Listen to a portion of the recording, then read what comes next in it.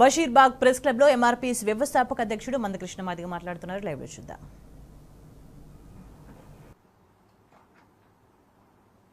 ఆసరా కింద ఇచ్చే పెన్షన్లు వికలాంగులకు 6,000 ఇస్తామని చెప్పడం జరిగింది. ఆడ 6,000 ఇస్తున్నారు.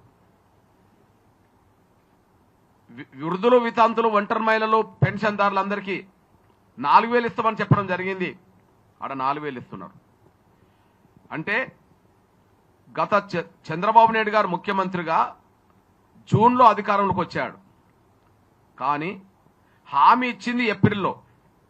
మేము చంద్రబాబు నాయుడు గారికి వినతి పత్రం ఇచ్చింది ఏప్రిల్లో. మేము చంద్రబాబు నాయుడు గారికి ఆంధ్రప్రదేశ్లో వినతి పత్రం ఇచ్చింది ఏప్రిల్లో. ఆయన ఏప్రిల్లో మాకు హామీ ఇచ్చాడు. ఆయనకు వినతి పత్రం ఇచ్చాం. సత్తెనపల్లిలో కలిసి 100 మంది ఆంధ్రప్రదేశ్ వికలాంగుల ప్రతినిధులతో కలిసి ఒక వినతి పత్రం ఇచ్చాం. 2,000 పెన్షన్ 4,000 ఇవ్వాలని, 3,000 వికలాంగుల పెన్షన్ 6,000 ఇవ్వాలని చెప్పి మేము చేసిన వినతి పత్రానికి స్పందించి ఖచ్చితంగా అక్కడ బడ్జెట్ లోటు ఉన్నా, ఇబ్బందులున్నా కూడా హామీ ఇవ్వడమే కాకుండా ఆయన జూన్లో అధికారంకి వచ్చి మాకు హామీ ఇచ్చిన నెల ఏప్రిల్ నుంచే వర్తింపజేసాడు. పెన్షన్ మాకు హామీ ఇచ్చింది ఏప్రిల్లో, ఆయన జూన్లో అధికారంకి వచ్చాడు. జూన్ నుంచే పెన్షన్ పెంచిన ఇవ్వలే.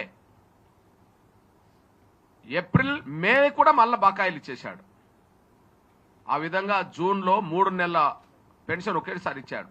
ఇప్పుడు ప్రతి నెల మొదటి వారంలో పెన్షన్లు 4,000, 6,000 ఇస్తూనే ఉన్నాడు. అంటే దీన్ని బట్టి చూస్తే అక్కడ నోమో చంద్రబాబు నాయుడు ప్రభుత్వం అధికారం రావడానికంటే 2 నెలల ముందు నుంచి ఆడ పెన్షన్లు ఇస్తుంటే ఇక్కడ రేవంత్ రెడ్డి గారు సర్కార్ అధికారంలోకి వచ్చి 10 నెలలు గడిచినా కూడా పెన్షన్ పెంచుతానన్న పెన్షన్ మాత్రం 1 రూపాయి కూడా పెంచలే.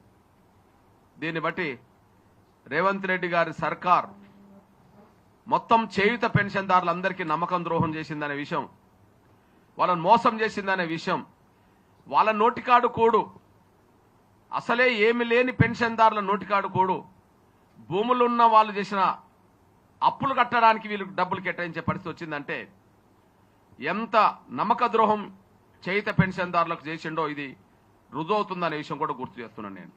అంతేకాదు చంద్రబాబు నాయుడు గారు ఇంకో పెద్ద మనసు చేసుకున్నాడు. మేము ఇచ్చిన వినతి పత్రంలో, చంద్రబాబు నాయుడు గారికి ఇచ్చిన వినతి పత్రంలో 6,000 పెన్షనే కాదు, వికలాంగులకు కండరాల క్షీణత ఉన్న, మస్కులర్ డిస్ట్రఫీకి సంబంధించిన కండరాల క్షీణత వారికి 15,000 రూపాయల పెన్షన్ ఇవ్వమని చెప్తే కండరాల క్షీణత ఉన్న వాళ్లకు ప్రతి నెల 15,000 రూపాయలు అక్కడ ఇస్తున్నారు. ప్రతి నెల 15,000 ఇస్తున్నారు. మా డిమాండ్లో ఉన్నది. ఇక్కడ